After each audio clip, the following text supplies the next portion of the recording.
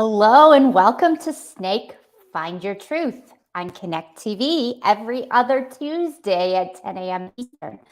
I'm Alison Crosthwaith, your host, and I'm so happy to be here for my third show. Yay! I've started to look forward to this every other Tuesday morning engagement. So I said that today we were going to talk about intention.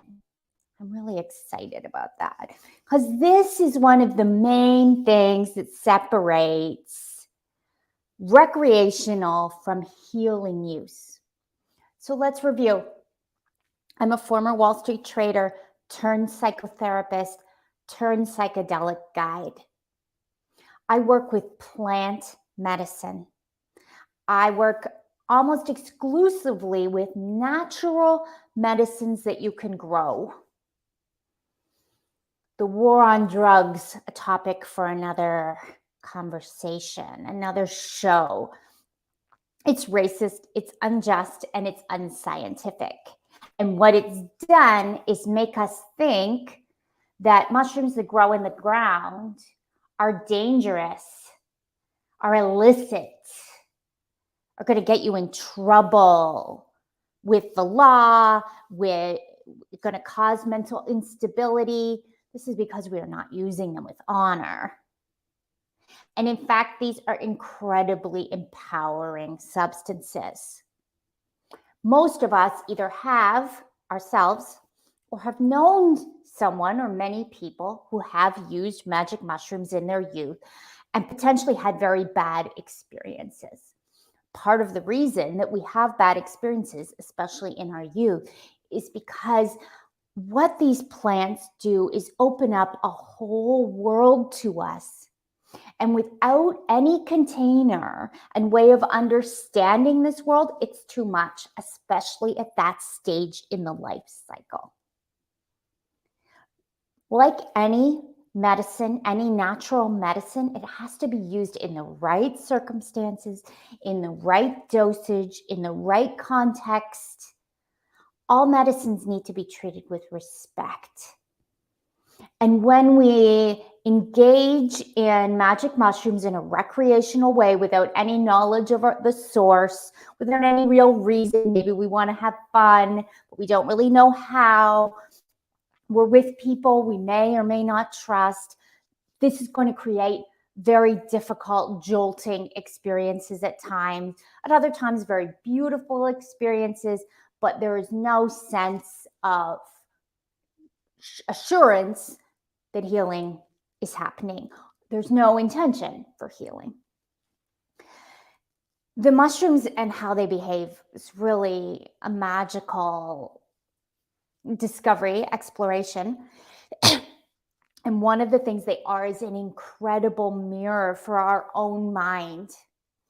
So we approach them with honor, reverence, and an intention from our heart, and they respond in kind.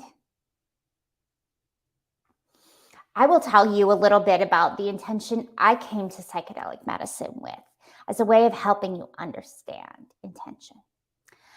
And I'll tell you that with all of my clients, microdosing, macrodosing, whoever, whatever, we always start with intention. Because this is what channels the energy. What is it that you desire? And intention can be very specific. It could be, for example, I want to reduce my wine consumption to 3 glasses a week. It could be broader. I want consistent high self-esteem. The key for the intention is that you feel electricity in your body. It feels juicy. You actually want it. It can be financial. A lot of us have taboos around money and this work, and I could say a lot about that. That would also be a great topic for another show. I'm just writing that down. But it can be. Anything that you really want. And then you create the intention in a positive way. So if I do not want to overreact, my intention is not, I don't want to overreact.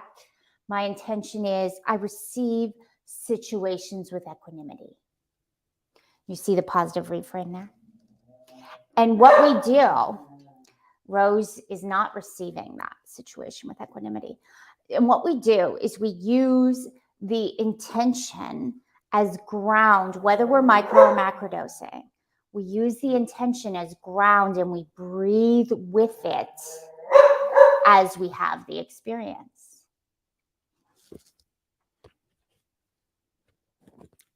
I am going to suggest this. If you're watching live, take 5 breaths.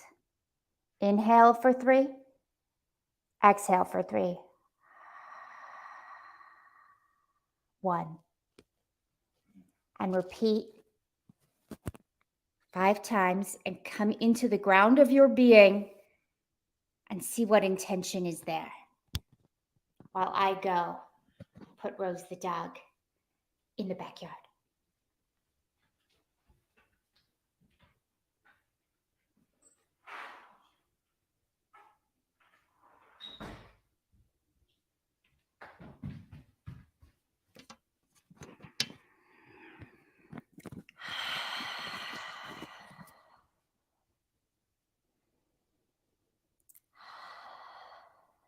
So what is that desire of your heart?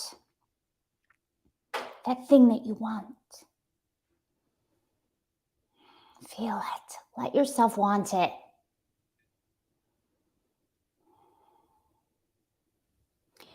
And then, even if you're not working with psychedelic medicine, it's the same. And in fact, I rarely work with it these days. It's the same principle. As difficult things arise, breathe with your intention. I receive situations with equanimity. It's not a bypassing. It's not telling yourself that's what you do. It's feeling the equanimity in your body. And it's not saying, I don't feel the challenge. You do feel the challenge. And you also access the equanimity at the same time. So it's a way of not being carried away by whatever challenge it is, but by remaining mindful and aware that you have an intention. Because life is a ceremony. Life is a trip. That's one of the things that this work shows you, that there isn't actually a huge difference between on the substance and off the substance. It's just a difference in how we perceive. But as you learn and as you work with these medicines, you come to have that kind of flexibility that you have when you're working with one of these medicines. You have it in the day-to-day. So that's one of the ways to work with intention. It's also a way to express gratitude. Again, not bypassing. It's not that we don't feel angry and sad and frustrated. Of course we do. But it's also acknowledging, I've set an intention to receive situations with equanimity, and now whatever is in front of me is an opportunity for me to grow. I may not like it, but there's something about setting the intention that definitely will bring you the challenge.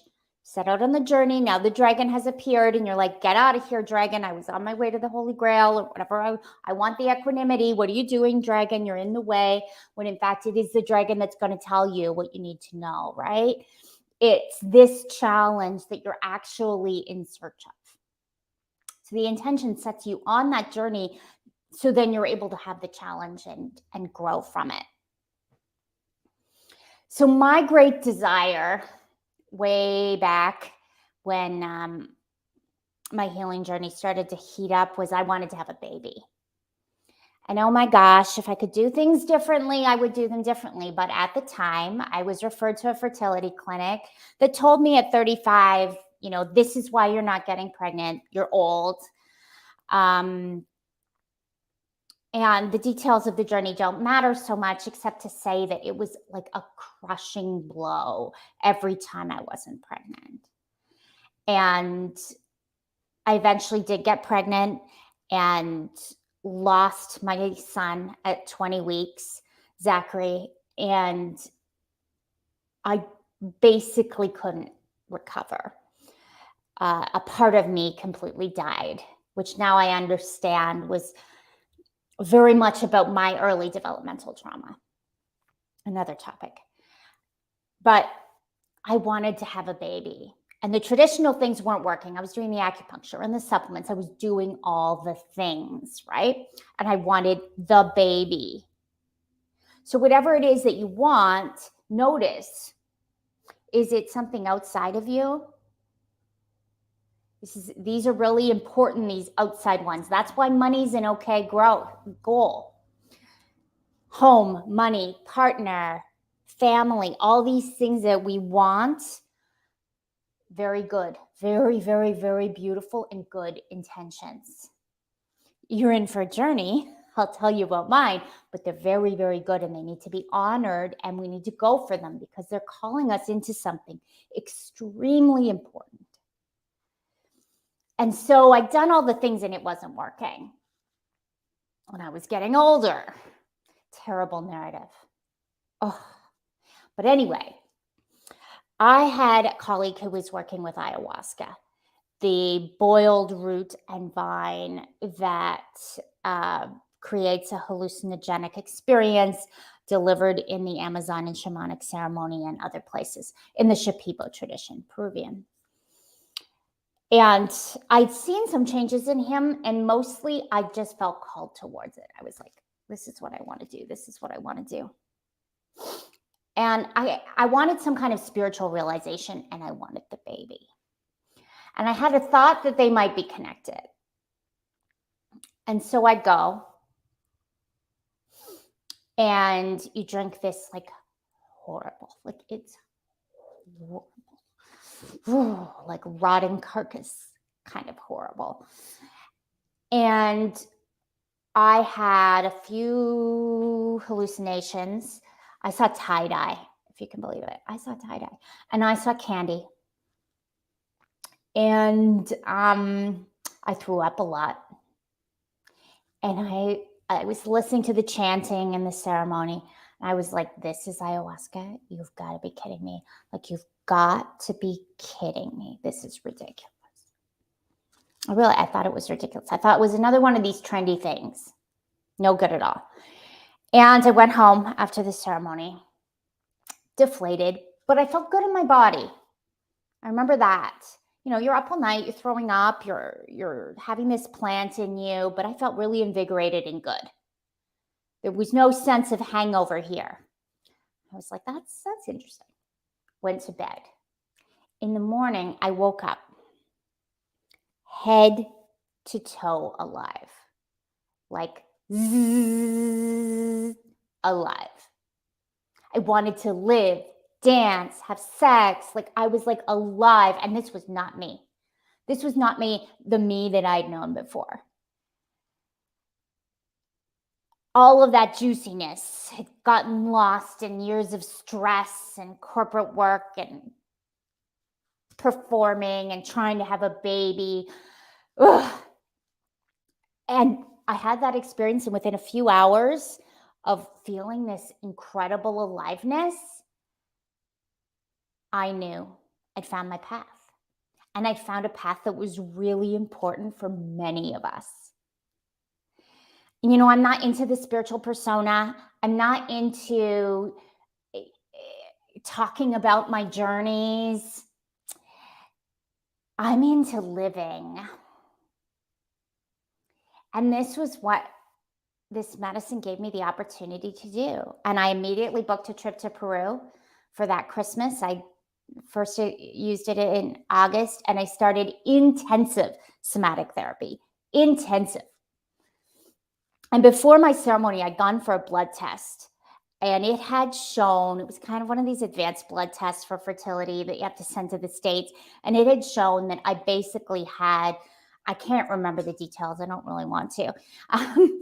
I had a condition that was attacking my babies. And I would have to receive blood transfusions thousands of dollars and all this stuff in order to carry a baby to term. And at this point, I wasn't sure it was even going to happen, but took the information. In the fall, I entered a very intensive somatic therapy program. I started to make big changes in my life, to speak my truth, to be who I was. And I knew I needed to do that test again. And I did that test. And the doctor wouldn't give me the results. He called me in. He just had big question marks on it. And he's like, "What are you doing?" And then he says, "You can tell me another time." He didn't want to know, because all of the autoimmune issue that was causing me to attack my own embryos was gone. It was completely gone. My relationship with life had fundamentally altered.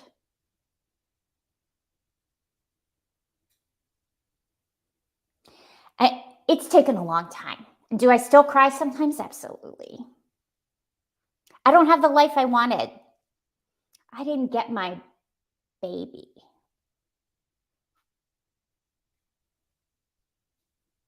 But I got the inner shift that the baby was representing, which is I live. I didn't used to live. I used to act and strive and hope and flail and react. Now I live. Of course, sometimes I get reactive, but most of the time, I am. And this is what I love about the intentions on the outside. They're so important. I wanted a baby. And I was reborn. This is how the medicine works with intention.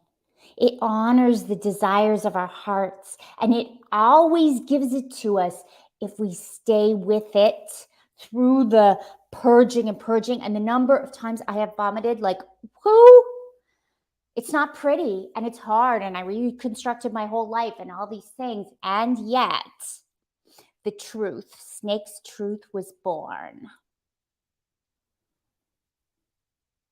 That it is in the being. It's not in all those things. And once you know that it's about you and beingness expressed through you, there just isn't the same level of challenge, because you're not fighting it. Are there losses? Absolutely. Are there fears? 1,000%. But there's also something else that each of us gets to know for ourselves, what that looks like, how that is.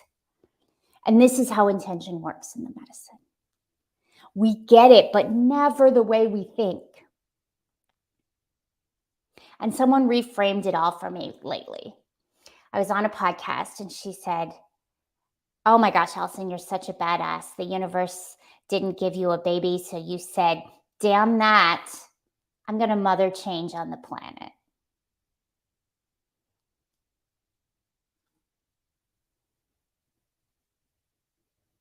Yeah. We can always hold more than we think we can. We can always have a richer life than we think we can. We're always here to do more once it comes from authenticity than we ever thought we could do. And we are asked to surrender to the circumstances that life presents us with.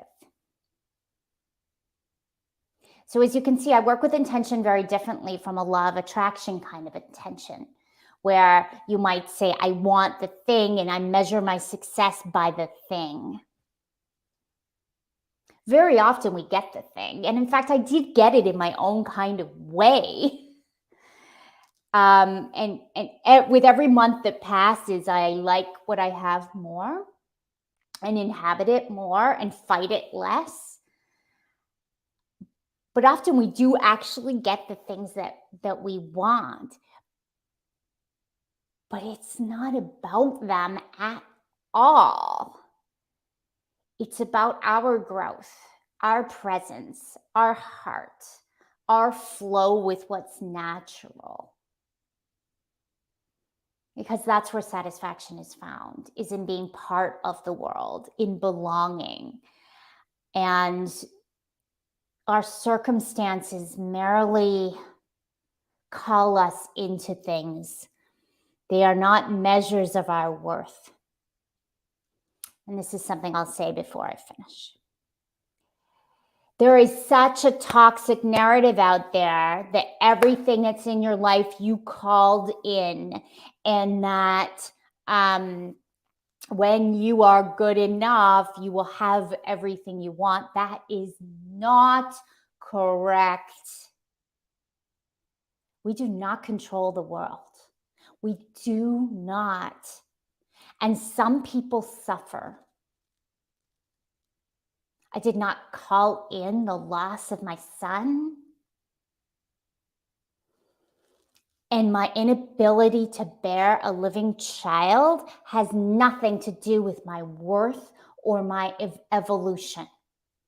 And I think that's quite an obvious thing, but it's really important, because for each of us in our area of life where we struggle, we can fall prey to this narrative that we have to have the emotional abundance, we have to this, and then we will have all the things. Well, partially, we can definitely have some control. But the goal of life is not control over the external circumstances, and our external circumstances are not measures of our worth. Otherwise, rich people will be better than poor people, and that's horrible. And this whole narrative reinforces systemic injustice in a way that makes me sick.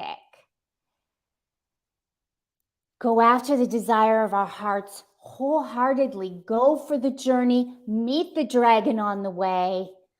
Allow the people around you to support you in becoming who you are and discovering these new strengths and possibilities inside of you, and then return home with all these gifts and wisdom to share with all of us. That's what we get. We get no promise that there will not be more challenges. You didn't manifest all your challenges. Life brings us what life brings us.